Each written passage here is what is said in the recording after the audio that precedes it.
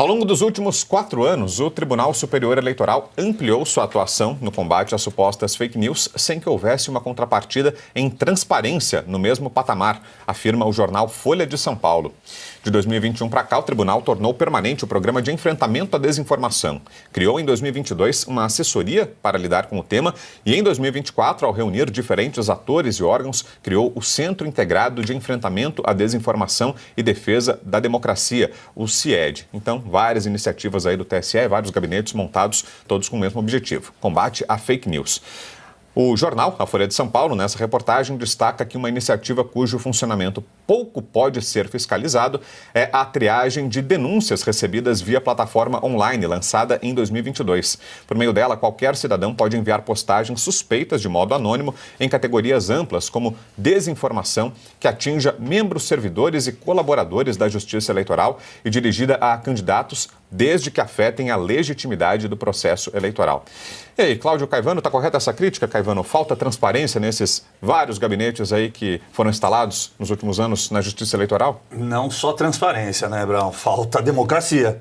Democracia pressupõe a defesa das liberdades individuais, direitos e garantias fundamentais. No caso do Brasil, garantidos lá na Constituição Federal, ou seja, o direito à liberdade de expressão.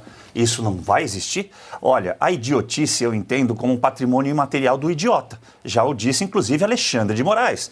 Basta você colocar uma biblioteca falsa às suas costas, ligar uma câmera e você se torna um idiota. Pois bem, então somos todos idiotas. Então, a idiotice é um patrimônio imaterial e assim ela deve ser entendida. Por quê? Porque a ignorância deve ficar adstrita ao seu autoflagelo. Aquele que é de verdade idiota vai sempre pensar que a opinião alheia não é verdadeira.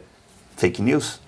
Qual que é o crime para fake news? Existe definição? Enquanto não houver uma definição, Brown, enquanto não houver um conceito e obviamente, para que todos possam entender do que se trata, não deve ser nem mais discutido. Eu prefiro que todo mundo fale do que alguns poucos intelectuais falando aquilo que a gente não quer ouvir. Diga, Bela. Na verdade, o erro já começa anterior, né? Você sabia, o senhor e a senhora, que o Brasil é um dos poucos países que tem uma justiça específica para fins eleitorais? É isso mesmo. Lá nos Estados Unidos nós não temos o TSE, por exemplo. Na Europa não existe TSE. No Japão também não existe TSE. Sabe por quê? Porque lá a justiça ela tende a funcionar em todos os setores da sociedade e não precisa ser específica. Como o caso também, por exemplo, do Ministério do Trabalho.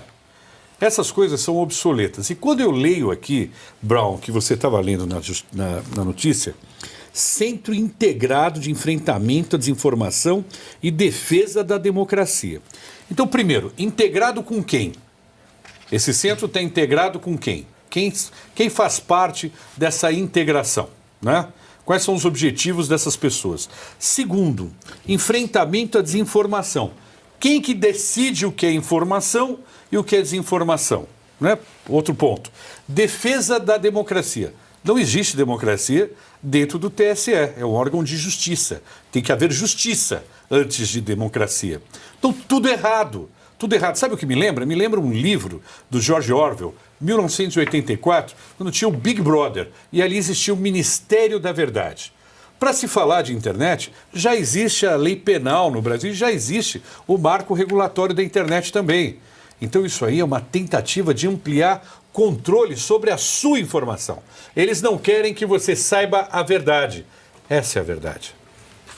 Pois é, né, Diogo? E além de tudo isso, também tem a questão da duração dessas investigações, né? Elas são abertas, sem prazo para que sejam concluídas, várias delas com objeto já direcionado, né? Foi o caso, por exemplo, daquilo que se revelou do gabinete do ministro Alexandre de Moraes, em que o próprio juiz condicionava ou orientava os seus assessores sobre os alvos e qual deveria ser a captura de provas. Enfim, vários vícios de processo que vão se acumulando, né, Diogo?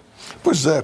Pode-se até dizer que os fatos apurados sejam verdade, não sejam verdade, e não vão ficar meses discutindo. Mas eu me pergunto se a própria criação desses inquéritos não é baseada em fake news. Porque nas regras não está escrito que se pode abrir os inquéritos dessa maneira. Então só posso entender que foi baseado em fake news. E poderia falar de algumas fake news oficiais aqui, e talvez até... Talvez não, eu vou fazer uma denúncia. Só uma, por exemplo, que eu me lembro aqui, o Lula prometeu em campanha e prometeu no início do seu governo que iria asfaltar toda a BR-319. É a única ligação de Manaus com o resto do Brasil. Manaus fica ilhada totalmente. Ele prometeu, ele repetiu a promessa quando governante. Não fez absolutamente nada de obra. Isso é fake news? Então eu vou fazer uma denúncia e quero ver se isso vai avançar. Diga, Nogueira. Ô Brown, o TSE, você lembrou muito bem, né, foi protagonista do lado negativo do noticiário do ano passado com a questão da vaza-toga, divulgado pela Folha de São Paulo, o gabinete paralelo do ministro Alexandre de Moraes. Né? O Marcelo Bella lembrou muito bem que a justiça eleitoral é uma jabuticaba do Brasil, desnecessária e que gera gasto público. Para mim, tem um ponto crucial aqui. Já que queremos, né, entre aspas, já que temos a justiça eleitoral, é um erro o presidente do TSE sempre ser um ministro do Supremo. Porque aí você não tem a quem recorrer. Ficou muito claro na vaza-toga que o então ministro, né, o então presidente do TSE, Alexandre de Moraes, ministro do Supremo, juntou as duas coisas e deu no que deu. Está na hora ou de acabar com a justiça eleitoral ou separá-la do Supremo Tribunal Federal.